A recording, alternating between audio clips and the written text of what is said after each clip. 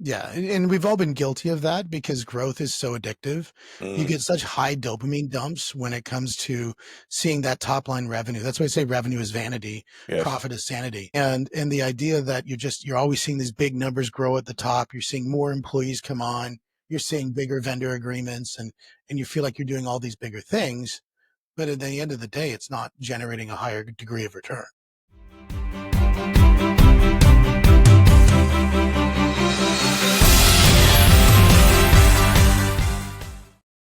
Grant Cardone was quoted saying, "Success is my duty, my obligation, and my responsibility." Now, Christian, you've been quoted saying, "Profit is not optional. It's my duty." Talk to me a little bit about that and why you think that's such an important statement. I love being compared to Grant Cardone. The profit imperative is very easy to define. You have to do it for yourself to cover your financial obligations to you and your family. Beyond that, you have to provide for the people that depend upon you, such as employees, contractors, and third, the people you serve. Like if you're doing something important and valuable to others, you have to have profit to sustain the business to be able to continue to serve them. And why do you think then, with that as a underlay, and for every business to be able to serve themselves, serve the business and the people that they serve as clients, why do you think so many businesses treat profit like a luxury? I think it goes back to their personal money mindset, and everybody comes to business from a different place. So, some of them come with a background. They had parents as entrepreneurs and they're very comfortable with that. Some of them come from, literally living in cars and having that scarcity mindset. So, I think you don't change who you are when you start a business or you come to the business. You bring those financial habits and mindsets to the business, and however you handle money personally is how you're going to handle it in the business. So you think a lot of that comes from the idea that people have walked into the businesses with a mindset that doesn't have that mindset of abundance, a mindset that has a mindset more of a scarcity mindset, and a mindset that doesn't have a winning mindset around. 100%, and I've seen it many, many times where it can be a belief such as, I didn't work hard, therefore I shouldn't make money, because you have to work hard to make money, and so that's a common one. People can't get over that. Well, I didn't really put that much effort into it. Why should I get paid for that, or why should I get paid more for that? Um, some of it is, you could have a belief that I'm not worth it. Maybe it's a self-esteem thing, or they've been beat down in life and they just don't really believe that they're valuable, and therefore what they do isn't valuable. And when you look at that, I mean, it goes to the whole idea around, I think a lot of people say, well, you got to work hard and every day you're going to work hard and you're going to grow that business now. And eventually, years later, now you can start thinking about profit. How does somebody replace that habit? Well, so we all work on these beliefs, and the beliefs drive our actions. And most of the time, people don't even understand that these beliefs are forming their actions. And so the first thing is to identify that belief. Like, let's use, you got to work hard to make money. You have to make that connection of, this is what I believe, so this is why I'm acting this way. And if you don't make that connection to that belief and then pull that belief into your conscious mind and really examine it, you can't make any changes in your behavior. We look at the way that we were brought up and you think about what we're going to do is we're going to spend, 8 years of our life in middle, getting up to middle school. And then we're going to spend, 4 years in high school. And then we're going to go out and spend scads of cash on university. We're learning 80% of the things that we're learning, we're never going to use again. Uh, Yes. or you learn about the migration of the gecko and all these things. And I'm sure somebody, that's their focus. But generally speaking, most of the population is not, that is not an ongoing concern. So we spend all this time in high school, in middle school, and then in university with a big price tag. Do you think that pattern of delayed gratification in the way of profit leads to a mindset? Potentially. I hadn't really thought about that. I mean, I think most of what we're taught in modern day education is not useful for most people and definitely not for entrepreneurs.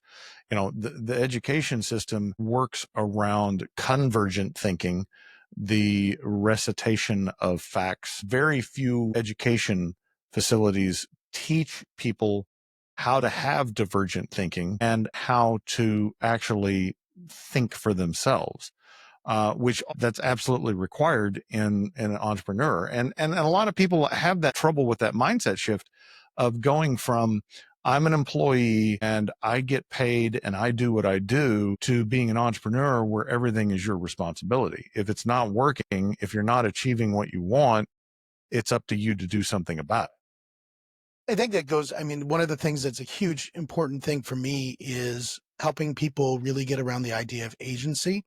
Mm-hmm. And agency just, well, it sounds like a pretty interesting thing that real estate agents and Sounds like a financial legal planners, term. yeah, it sounds very legal. But what it is it's really about freedom because Mm-hmm. agency means that you're taking Yes. control of the things that are around you. And I think a lot of time when people look at the financial element of their business, they don't retain agency because they let other things jump in, whether it's taxes or vendor or market conditions or employee demands. They really don't take agency around profit. And if somebody's going to start to look at that, I think one of the big things is people say, okay, well, maybe once a quarter or once a year, I'm going to go out and I'm going to look at my books and kind of figure that. But I know in Profit First, the original Profit First with Michael, he wrote that profit is not just an event, it's a habit. And so Yeah. the idea of Yeah. going to the idea of it can't just be a one-time event. It's got to be a series of events. And that first starts with the idea of taking agency and then it goes to implementation. Well, yeah, I mean, Mike's a great example of that. I mean, he had two businesses that, he sold for money, but didn't really make money along the way. And then after he pissed off everything that he had made on his last sale of his business and was bankrupt, he started to say, well, there's got to be a different way. That's the agency component, right? Like, I did it the way I thought or I was taught or whatever. And that didn't work. So now what? And you definitely can approach that with the attitude of a victim, where you don't have any control of the variables. And look, you don't have control over most of the variables, virtually all of them, right? And so that's a perfectly rational way to look at that and say, well, I failed because of X, Y, and Z. But all of that being true, what can you affect? What can you do to change it? Because you're the only one that you can fully control. Yeah, I think the idea that the victim mentality is that the world around me is a series of events that I can't control. And I do agree that there's a lot of events that you cannot control, but you can definitely control your response to those Yes. events.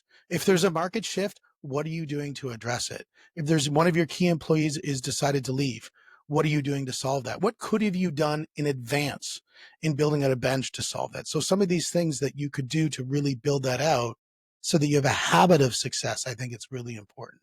Now, I want to talk a little bit about your first, because a lot of times we talk a little bit about school. And what was your first instance of money memory? If you look back and you think as a child is going through, with your dad looking at some things, talk to me about what that looks like, your first instance of money mindset. Yeah. So I actually think I asked you this question originally when we You talked did. before. So you stole it, and I that's fine stole it because fair and square. it's a great question. I stole it from one of my employees. So we're all, that's what we call R&D. Yeah, That stands for rip off and deploy. So you're, 100%. yeah. Yeah. My first Guilty as money charged. memory is not really a specific instance, but more of it was just ubiquitous and everything about money. My family had a family business and they were successful and we never talked about money. Money was just there. And so I came into the business with, not a scarcity mindset, but this mindset that, you can always make more money, literally. And how did that work out? It worked out poorly because, well, no, it's funny because, you say, well, if you have a scarcity mindset, that limits you. Yes, it does. But having this abundance mindset also causes problems. And that's kind of my point is with beliefs, because, beliefs are just beliefs. They may apply in certain situations, they may not. But the question is, does that belief still serve you? Is it giving you what you want? And in my case, it was, well, because we could always make more money, I did not make enough profit. I did not mind the expenses as I should have, and I spent money foolishly. So yeah, didn't So work out. the mindset of abundance, while it was something that allowed you to really focus on growth of that top line revenue, what it didn't do is give you that advantage of benefiting from that top line growth on the bottom line of profit.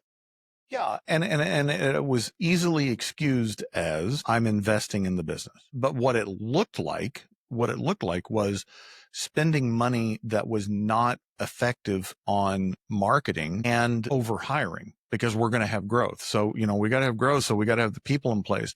And so those two things just sucked the profit. I mean, it wasn't that we weren't making money, but we weren't making nearly as much as we should have. Yeah, that's one of those things. I think I'm just investing in the business, or It's a good excuse. I get a tax write off for this. So I'm just going to write it off. We hear those words all the time. And then you can sort of see that gaunt look in the face of the business owner 2 to 3 years later, because they feel like they're working so hard, but they don't see the fruits of their labor.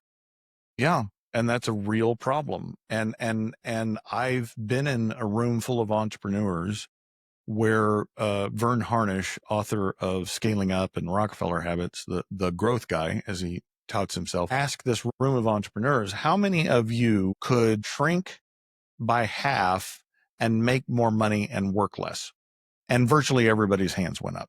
And that was a real eye opener to me, because I'm like, okay, I'm in the same boat as everybody else. You're just focused on this grow, grow, grow. And you just end up in a situation where you're working more and making less than you could. Yeah, and we've all been guilty of that because growth is so addictive. You Mm. get such high dopamine dumps when it comes to seeing that top line revenue. That's why I say revenue is vanity, Yes. profit is sanity. And the idea that you're always seeing these big numbers grow at the top, you're seeing more employees come on, you're seeing bigger vendor agreements, and you feel like you're doing all these bigger things, but at the end of the day, it's not generating a higher degree of return. No, and you get around a group of entrepreneurs and you start talking about business, everybody's talking about those things. We hit 10 million. We've got 100 employees now. No one sits around and says, how much did you make? How much profit did you make? No one asks that question.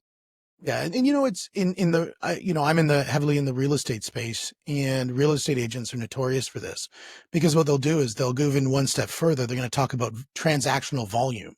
So, Right. like, I sold 20 million of real estate. Well, so what? What did you make? Well, did you charge 1% commission, or did you charge 3% commission? Did you pay for $80,000 worth of advertising budget on the back of a bus? And did any of that actually convert, or was that just vanity? And I think, each industry has their own challenges. And your book is specifically Profit First for Creatives. And what do you think is the most damaging belief that exists with creatives in the mindset around profit first? I think they're most damaging. There's two. I mean, we've already talked to one about the not being worth it. Because creatives are divergent thinkers, they have been consistently told, no, get back in the box. You're not giving us the right answer. They don't value what they do. So that's the first one. The second one is that a lot of them just dismiss that they can understand their finances. It's like, I'm not that type of thinker. I'm not a linear thinker. I can't understand finances. And that's a self-limiting belief. It may be more of a challenge. It may be a different challenge for you than someone that's not uber creative, but it's still learnable. And again, I keep on thinking back, and it should be almost like profit first for kids, Yes. is a thought process, because I mean, I look at Robert Kiyosaki. We were not taught financial literacy in school. Melody Hobson wrote, most parents would rather talk about a condom than a credit card. Think Yes. about that. I don't know about that, but yeah. My kids were scarred because I made them play, other kids got to play different games. I made them play games like Monopoly and Cash Flow for Kids, which was Robert's game board that he came up I with. love that. Did you know that they have the app that's on the phone now? So No. it makes all the calculations so much quicker.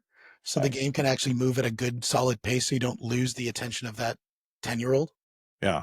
Well, I mean, he's brilliant and spot on in that, it needs to be changed at the primary school level, but you can learn it as an adult. And there are a lot of people like Dave Ramsey and Susie Orman and all these people that are out there as financial gurus that are trying to fill that gap. But, I feel like the problem with that is that it's very dogmatic and formulaic, and like you can do Dave Ramsey's program and achieve financial success, but you don't necessarily really learn anything about money. Because you're focusing on the mechanics, not the Right. principle. Right. And that's fine for most people. But, like if you're going to run a business, you need to understand it more deeply than, it's spending less than you make.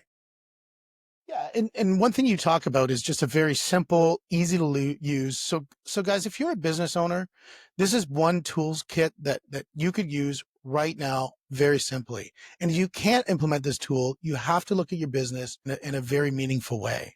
Because what you suggest is the simplest thing that somebody can do is just take 1% of their revenue and Uh-huh. forget about it. Put an account and forget about it. Is that really something feasible? 100%. You're not going to miss 1%. You're not. And you're going to be surprised at, I suggest don't look at it for 90 days. Give yourself 3 months and then look and see what's in there, and you're going to be surprised. And what that does is it just kind of gives you the idea of the potential, that it does work, that you can set aside some small amount and you want it to be a larger amount, but that you can set an amount aside and it be profit. And when somebody looks at that and says, I can't do that right now. I'm a little bit behind with some of my vendors. I've got a tax account that's last year that was bigger than I thought it needs to be. I need to pay that thing off first. What kind of conversation would you have with somebody like Well, I think I'd still do it because it addresses the mindset, right? You can always look at your financial situation and say it needs to be improved. And you may be in a worse situation than I am, but that doesn't change your mindset. Because if you don't change your mindset, you're not going to believe that you can actually change it. And that's the worst thing, is to be in this financial situation that you don't like. You may not survive it as a business and feel helpless, going back to your agency state.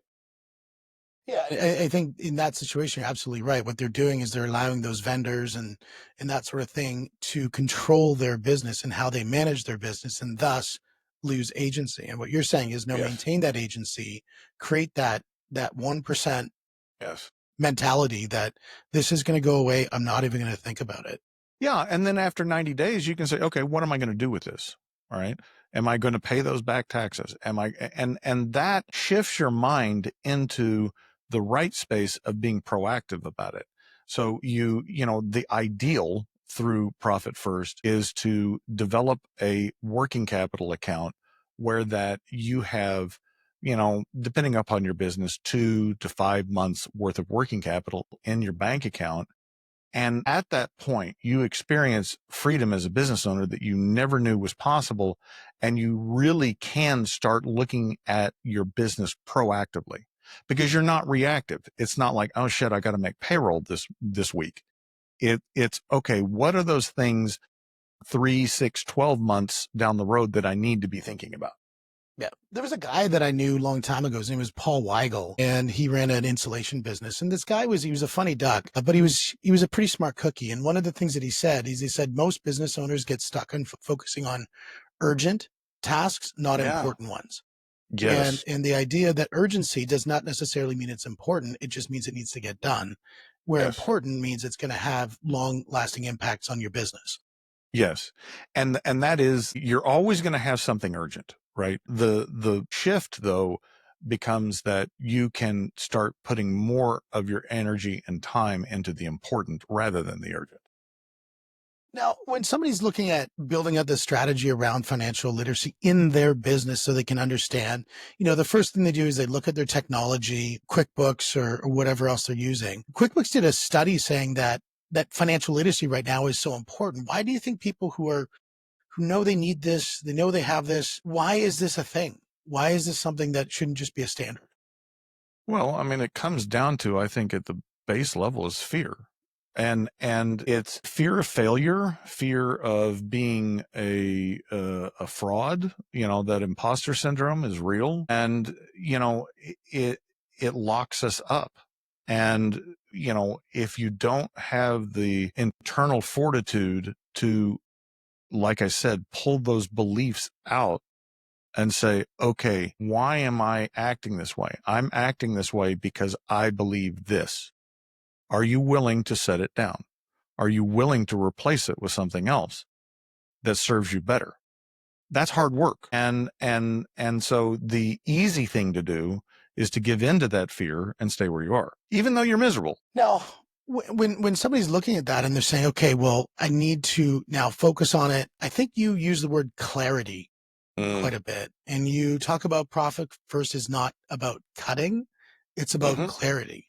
Mm-hmm. So with that as an underlay, why do you think so many people think it's still just a glorified budgeting system? Well, I think, Profit First is a tool.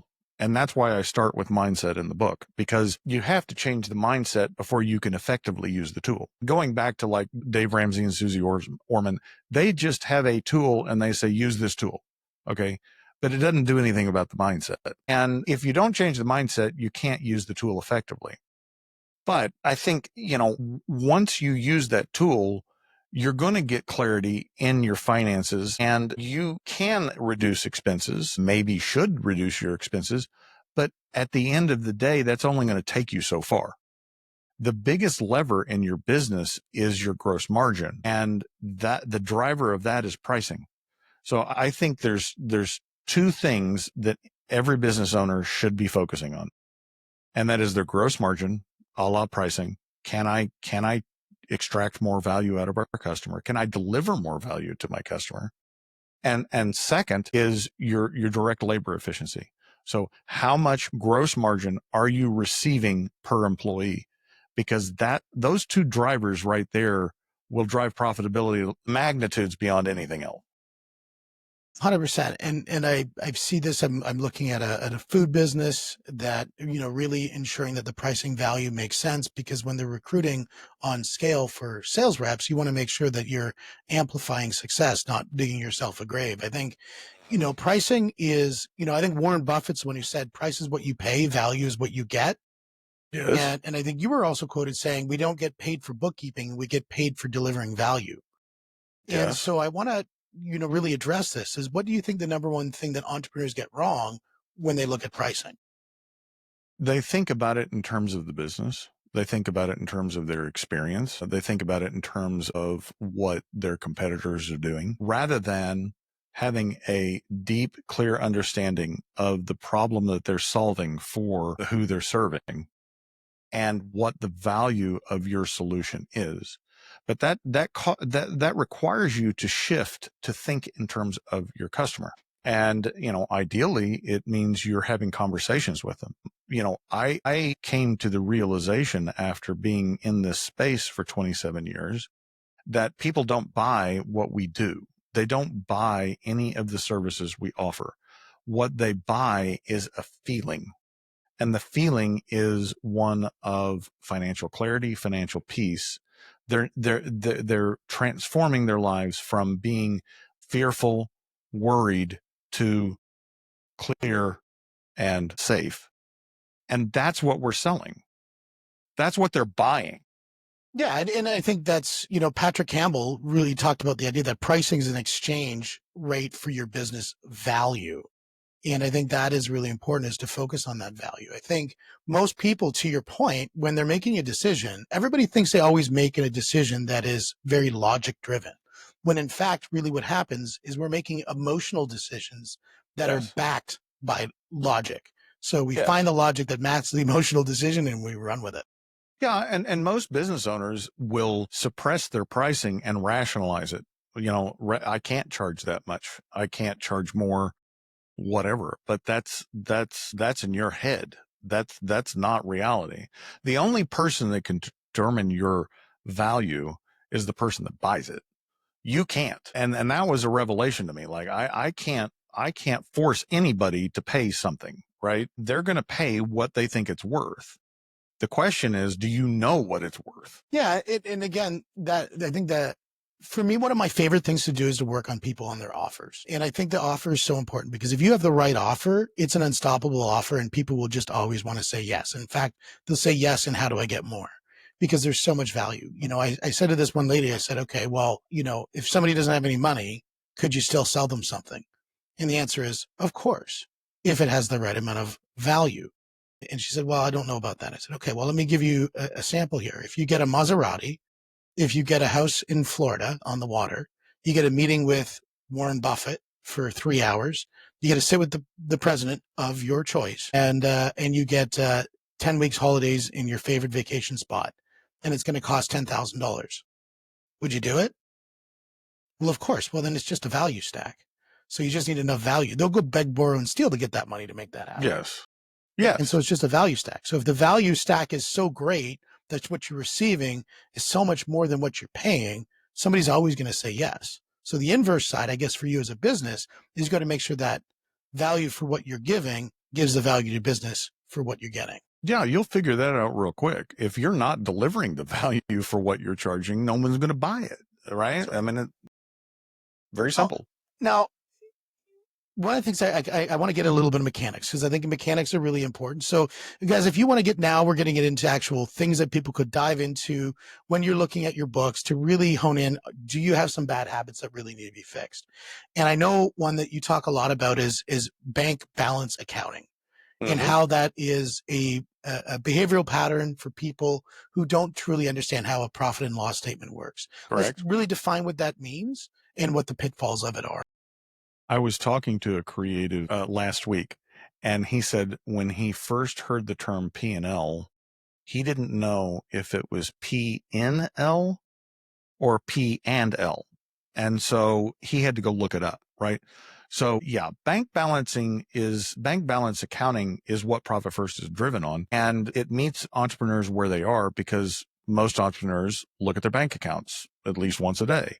And so it meets you where you are to use the tools that you're comfortable using. What it means though is that rather than having one bank account, we're going to have multiple bank accounts, and we're going to intentionally separate that money.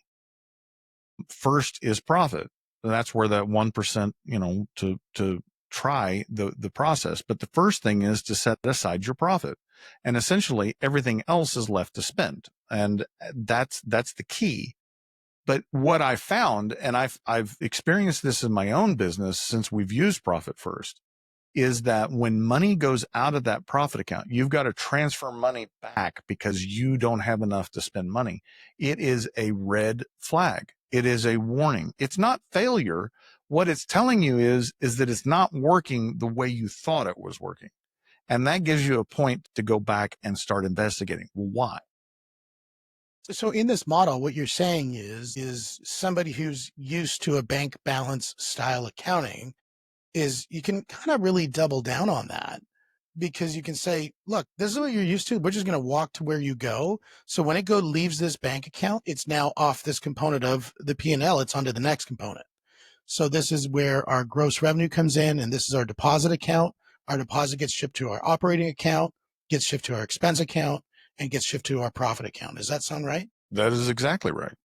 And when it goes to that operating account, then in that operating account, that's the money you got and that's the money you got to use. And if you got to start pulling from other accounts to start feeding that account, then you've got to red flag that and say what's going on. Exactly. Whereas if you're in one bank account, you never have that circuit breaker. You're just spending what's in there. So if we look at and I'm going to pull it out of the creative for a moment because I know that's where you're focusing to something maybe I might understand as well, which is maybe a real estate agent or a construction business. When that money comes in as even as a construction business, it's a draw on a large contract, and proportionally there's certain expenses that are going to be higher at certain points. How does somebody reconcile operational variability based on, splitting that out into those different accounts? I'm going to answer the question, but I'm not sure that I completely understand it. And then maybe if I don't answer it correctly, you can push me back. Construction is one of those industries that is notorious for lots of dollars, right, and low margins.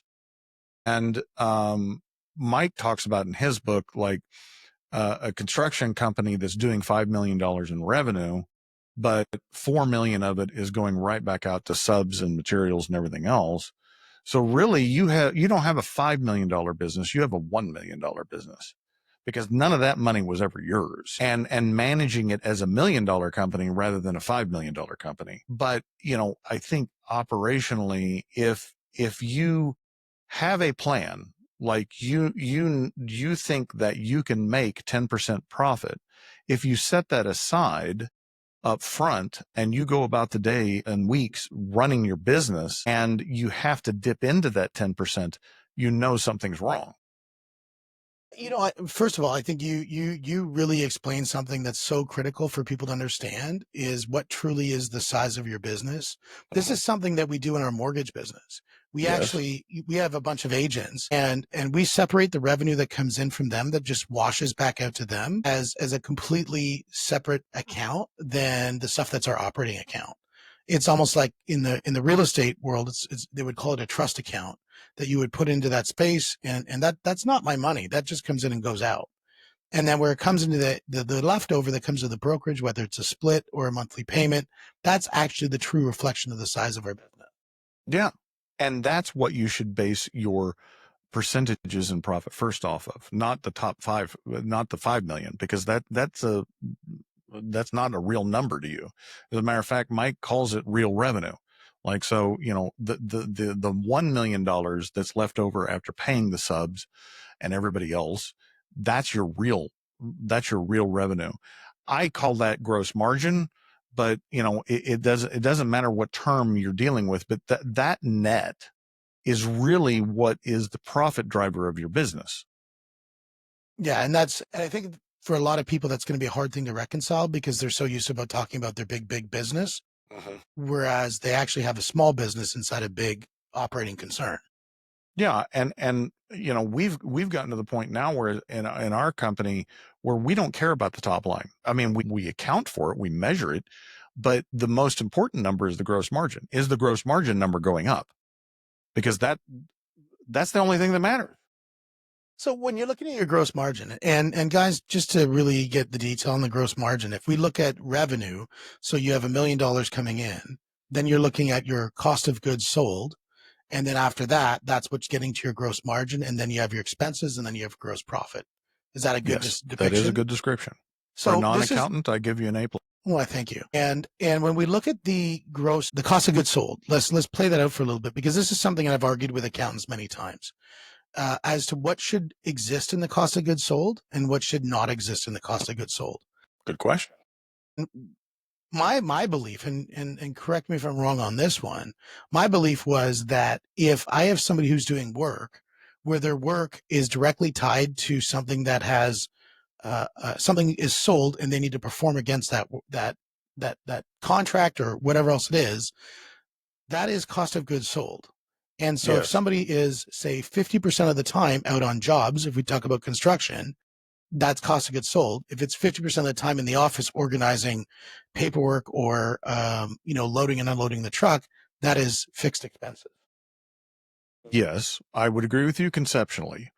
I would say as a practical matter, splitting salaries is difficult, because do you actually have time studies? Do you know what the value to the organization of that employee really is? I mean, in other words, is it more important that they manage the job, or is it more important that they do the administrative piece? And setting a value to that. So it gets complicated very quickly. I suggest that you pick one lane and go with it just as a practical matter, and then just be consistent with it. And then it doesn't really matter what, because you're using the same base. Yeah, I think the idea of simplification, if you get too complicated, I mean, we were fortunate because the way we tracked their hours, it just in the back end applied everything, and it allowed me to be able to identify where cost overruns were and the time Yeah, that and people I spent. don't think there's anything wrong with that. Again, I think the consistency is the important part. Are you keeping that consistent in how you're tracking it? Well, it goes right back down to the very beginning, roping it right to this is habits. What are your habits? Uh-huh. And habits are consistency. Gary Keller, I was down with him in Austin just a few months ago, and he said the most lovely thing. He says the intensity comes through consistency. Mm. And we can think about that when we look at anybody who's highly successful. It's not because they did something once. It's because they're able to do the same thing again and again and again. And that repeatable success is why they've created the lifestyle that they have and the legacy that they've built. You do MMA, right?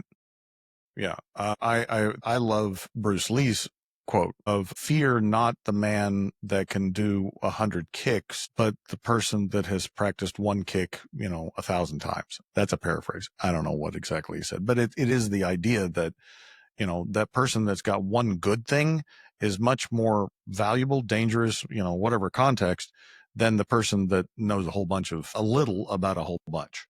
Yeah, absolutely agree with that. There was a jujitsu master. His name is Hodger Gracie. And Hodger Gracie would go to these tournaments and he would do a double leg. He would then pass guard. He would then get to mount and then he would cross choke every Simple, time. simple. Very basic, very simple. Everybody knew when he's going to the tournament, that's exactly what he's going to do. And he would beat everybody with it because he was the master of that one Yeah. simple concept. Can't So stop it. taking something that is very simple and becoming a master of simplicity makes it way more effective than being an average person at doing something very complex. Yes. And there's another Bruce Lee idea. He called it the daily takeaway. Bruce Lee invented Jeet Kune Do, which was a new fighting style, but he was trained classically in Kung Fu and then learned boxing and fencing when he came to America. But his whole thing was what can I take away each day to make it more simple? Because he viewed Gung Fu as they had made it overly complex over the centuries on purpose. Like I think that's the thing about anything over time is it just grows barnacles and it gets more complicated. Yep. Yeah, the actually it was, I own a mortgage business and one of the vendors in our industry were talking about all the new legislation that's come out and he called it legislation inflation. Is that anything that just exists over a period of time is going to, get to certain points of complexity based on inputs and then, realized, eventually that there's a utility that it's lost in its complexity. The IRS code is a great example. Well, it keeps accountants and lawyers, tax accountants That's and right. tax lawyers employed. Yeah, and most of those tax laws are actually called lawyer and accountant employment acts. There you go. Now, if somebody wants to build their first value-based pricing model today, where should they start and what do they need to unlearn first? I think it depends on where they are in the stage of business because when you're starting a business, it's easier to see than if you have an existing business. So I'll talk about the existing business because that's a harder lift. I think what you have to do is forget everything you think you know. When we revisited our service offerings and pricing last year, we spent about 6 months retooling, rebranding, but where we started was we went back to client interviews and we listened. What were they buying? Why were they buying? Why did they choose us? And you have to put yourself in the seat of the customer. You have to take that seat. And fortunately, we had all those interviews recorded so we could go back and do them. But if you don't, just pick up the phone, get on a Zoom call, find out. Like, I think that's a great question. Why did you pick us? Why did you do business with us instead of somebody else? I think that's so critically important that most people lose is that communication with their customer. They get the sale and they never ask why. Because they're just so darn excited that they actually got the sale and that they just move on into implementation and they lose that moment of that critical piece of data that they could grab about what the connection to the decision point, because we all know that there's people who are interested in your product, but the turning interest into action is such an important element to understand as to why somebody does that. And if you could, at that moment, understand their psyche as to why they did it, you're really going to truly dive in the value that you bring. Yeah. And I think you could spend a lot of time doing that and never really, I feel like if we can get to 80, 90% of solving the customer's problem and an understanding of why they bought from us, I think you're doing good. I don't think you ever get to 100% because, humans don't act rationally, for one thing. And two, they're not necessarily good at explaining their emotions. Like, to your point, they can tell you the rationalization of why they bought you, but they don't necessarily understand the emotion that actually drove that decision.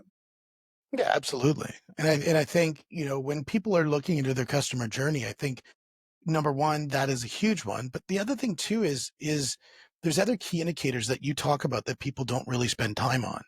And these are things like CAC or LTV, and these little acronyms are really important. I want you to explain what those acronyms mean and what's the dangers of people pricing blindly without thinking of those in mind.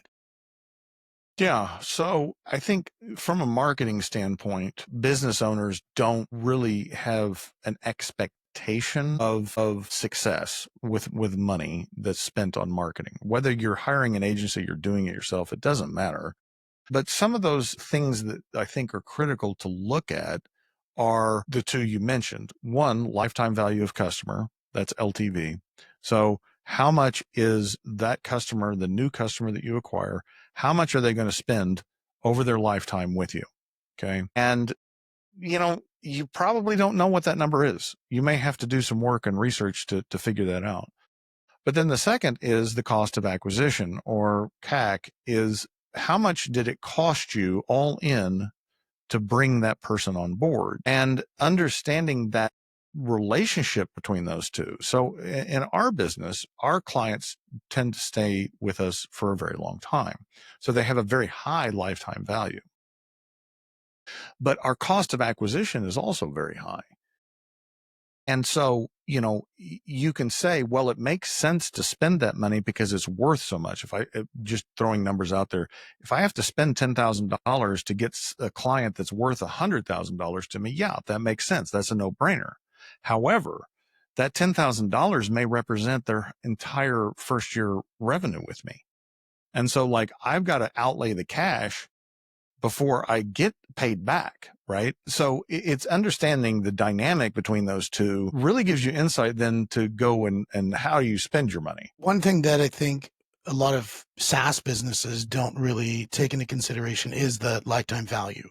They arbitrarily assume that client's going to be with them forever when, we know that the commitment rate on, certain products and services might not be that case. It might be 6 months. It might be 3 months.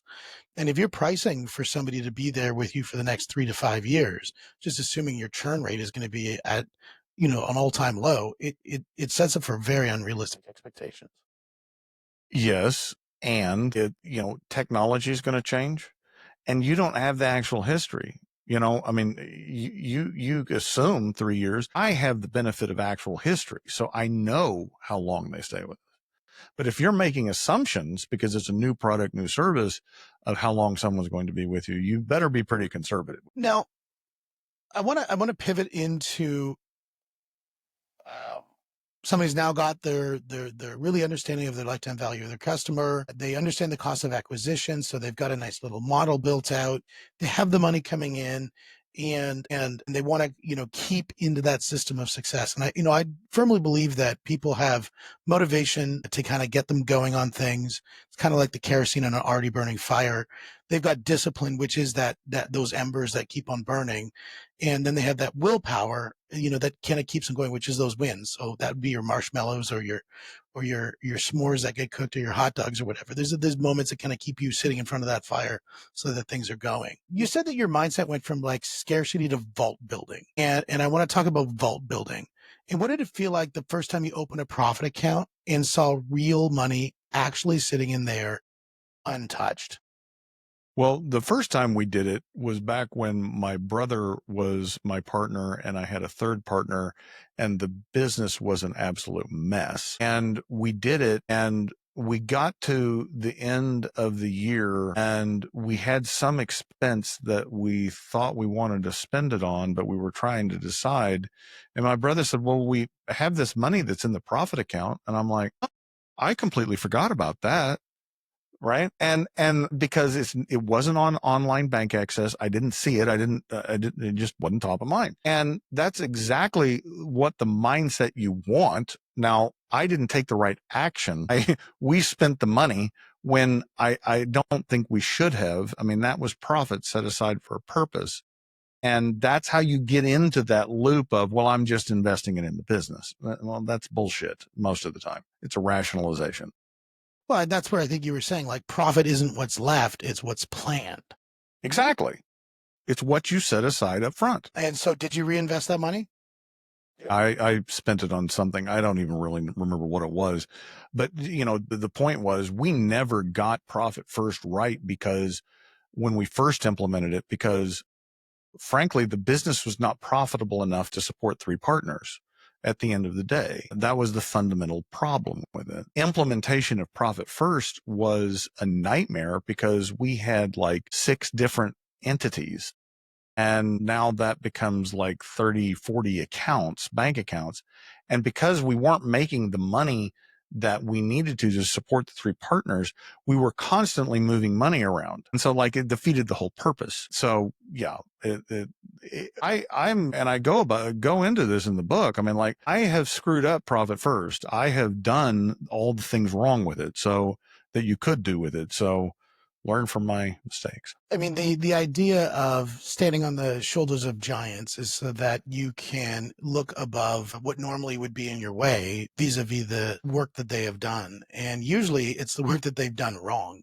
Yes. And really what those giants are trying to do is to elevate you to that point that you don't have to go through what they've gone through. And so it is so much easier for people to learn from other people's mistakes, but it's hard for people to actually do that. Why do you think that is? I can speak for me and my experiences, but I think it applies to others. As an entrepreneur, you have to have a certain bent to you and a certain set of personality traits. You have to be able to hold the vision of what you see as possible at the same time as ignoring what actually is going on. And I think that characteristic that helped me start the business, what I call it could be persistence, it could be stubbornness, depending upon what the context is. I mean, that's just right. But that was a characteristic of me, maybe a belief. But at the end of the day, I had to make a decision. Is this serving me anymore? And can I set that aside? And fortunately I could, but it took a lot of beating my head against the wall and having my teeth kicked in before I was like, okay, it goes right back to your agency statement. I have to do something different. Like if I don't like the situation I'm in, I have to do it differently. Now, does this tie a little bit into the Christmas vault moment that we talked about before? Well, vault is so setting aside a certain amount in profit on a quarterly basis. Profit First recommends that you take half of that out as your profit distribution, your return on your business investment. You don't spend it on anything in the business. You go take your family on your vacation. You take your wife out to dinner. It depends on the dollar amount. It doesn't really matter, but you're not spending it in the business. You're spending it on yourself and your family. But the other half sits in there and builds up. And what will happen is over the period of, 18 to 24 months, depending upon your business, you're going to end up with this excess profit that's sitting in there. And that gets transferred ideally to this vault account, which it's break glass in case of emergencies, right? Like it's not to be used to run your business. It is the cornerstone of being able to work on your business proactively. And what do you think that would do for most business owners today where they're looking at these tariffs, they're looking at shifts in inflation and all these things that are creating market volatility? What do you think it would do for the stress levels around the business owner by having a vault? Well, it's the same thing that happened in the pandemic, right? So those people that had that vault, which we weren't one of them, Okay. Admittedly, you become more reactive and you're like, oh God, I've got to get these PPP loans and the ERCs to help my business stay afloat. What those people that had the money in the bank already did was they took that and they were able to leverage it because they didn't need it. Right. And I'd say the same thing in any disruptive situation. Like if you're in tariff, well, okay, every one of your competitors is thinking the same thing, but virtually none of them have money in the bank. And so you can take advantage of the way they're reacting. You can leverage what you have, right? It just is a complete game changer. And I look at Gary Keller again, and Keller Williams, and that mindset is what helped him through the whole NAR, National Association of Realtor situation. Is they had a massive vault, and they build into their franchises that mindset that you need to have contingency money in an account that is in a glass box that you're shattering the glass to get that money. It's not in the slush account. It's not in the easy to access. It's, password protected, and it's going to take effort to inject that into the business. So now you're in urgency mode. Yeah. And had the bigger that account, that when you dive into it and if you don't even notice that it's coming out, then you're sitting pretty at that point. Well, and it also gives you the freedom that once that money is in there, that, you come to your next quarterly and you take all that money. You don't have to even think about it. Like, I don't need this money in the business. It's mine. I can take it and do what I want with it. But it relieves that pressure of, should I leave this in the business? Should I not? No, you don't need to. It's already there. That's where I think a lot of people need to really hone in around the idea of stress management. And because just like a fighter going into a fight, they're not going to produce at their highest level of training. They're not going to do those, unless their stress level has been brought down because they're so comfortable operating in this space. They're going to operate their lowest degree of training, not their highest. And just like a business owner, if your stress is at the highest amount, you're not going to be operating at your highest efficiency. Yes. It's the inverse response. You're going to be operating at your lowest. Yes. And I think, unfortunately, I did for a very long time. And I know a lot of other business owners are the same. They just accept that as a part of doing business. Like, I'm an entrepreneur. I'm therefore going to be stressed. And I'm telling you, it doesn't have to be that way. No, no. And I think the less that you take on that stress, the more effective you're going to be in operating. 100%. 100%. I think there's some people that are addicted to the stress mechanism, and that addiction to the stress mechanism propagates more stress. How does somebody like that move to a stress-free mindset? Well, being stressed out all the time, it takes its toll on you, mentally, physically, and I don't think it's sustainable. Like, at some point you're going to break. Some people call it burnout, whatever. It doesn't matter. You're going to reach a point where your body says, no, we're not doing this anymore. And so it's really more of, are you going to wait for that to happen? Or are you going to be proactive about it and do something beforehand? Because it's not sustainable. Yeah. Grant Cardone was quoted once in saying, always be broke. And his whole idea is you make that money, whatever's, you budgeted for, you're going to take that, you're going to drop that into an account. It's not going to be seen again. And you're back down to ground zero again. And now you're building. So you've taken that money, parked it away in that untouchable. What do you think of that concept? I think it's similar. So I read a book recently by a advisor to wealth management advisors. So he's an advisor to advisors. And he actually wrote a book to have his advisors give their clients. And Was it Ed Millett or? I don't remember the name of it. I've got a copy of it sitting up at the front desk. I can get it for you. What I found fascinating about it though was his whole principle was get 2 years cash. This is you personal in your finances.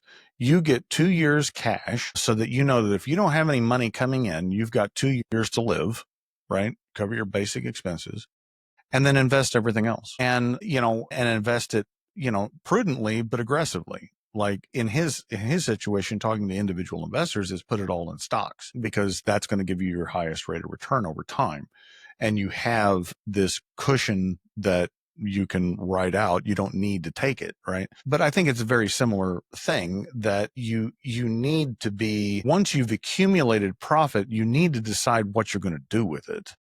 And I think the first benchmark for any business owner is cover your personal expenses, cover your lifestyle. That's the first benchmark. Eventually you get to where you have a vault, but then your business is making money. Okay, now what are you going to do with that? You can invest in the stock market. You can go start another business. It doesn't matter, but it's not about accumulating it. And I think that is such sage advice in the sense of knowing that you're covered. Like, what a stress reducer for people thinking today, looking at their bank account going, what does my runway look at? I always look at when somebody's getting the mortgage business, my first question I ask them, what's your economic runway? When does the runway run out and this plane's going to crash and burn? Can you go 3 months without income, 6 months without income as you start building your book of business?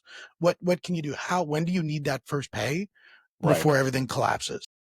Yeah. And I think that's important for somebody who's looking at starting a business to say, even if your runway is a month and you got that urgency and you just got to know it, just write it down and say, this is it. Because when that comes up, it's not a surprise. Well, yeah. And I think it's for people starting a business, I think it's a good exercise because what I see is a lot of people throwing more money into bad businesses. And it's like, you got to set a timeline to say, this isn't working and cut your losses. Because most entrepreneurs have that disposition like I did of like, well, no, we can do it and we're going to keep pushing. And yeah, I did, I borrowed at 27 all the money that I had to start the business. And so I had zero runway. I had no income, nothing. I was stupid, frankly. I had 2 young children, but it worked. It worked out. But, you do need to, I think, put in some guardrails. If I had gone back and done it, I'd say, okay, well, if this isn't working after 2 months, I don't have any clients, I'm not bringing home a paycheck, we're cutting our losses. Yeah, that makes total sense. Now, if there's one last thing you could leave with the audience that we haven't talked about, one thing that they could make a change instantly after listening to this podcast, what would that be? I think at almost 55 years, I think the advice I would give is that know yourself. There's never going to be a point in your entrepreneurial journey that you don't have fear. And if you're always trying to suppress that fear or deal with that fear, and not just accepting that it's there, you're gonna run into a lot of self-destruction. So accept the fear, be brave, and do the right thing anyway. And fear is always an indicator we're doing something that's going to make us grow. Yes, it's uncomfortable. It's an unknown, and that's not Christian, necessarily a bad place to be. No, it definitely. And to me, I mean, look, when I first did my first podcast, I was petrified that somebody was actually going to watch it. And now we're up to 23,000 subscribers. We get, 150,000 views a month. It's a whole different experience. And it all started with addressing fear. And so if there's anything you could do, according to Christian, is get into that moment of understanding that and moving. Christian, it's been an absolute pleasure, man. We had a long conversation to set up this podcast. I enjoyed it, and the podcast here we've really covered some really good, I think, key components for people to focus on. Well, thank you for having me, Steve. I appreciate it. And guys, this is the money, this is the mindset, this is the mentoring podcast. We'll see you on the next one.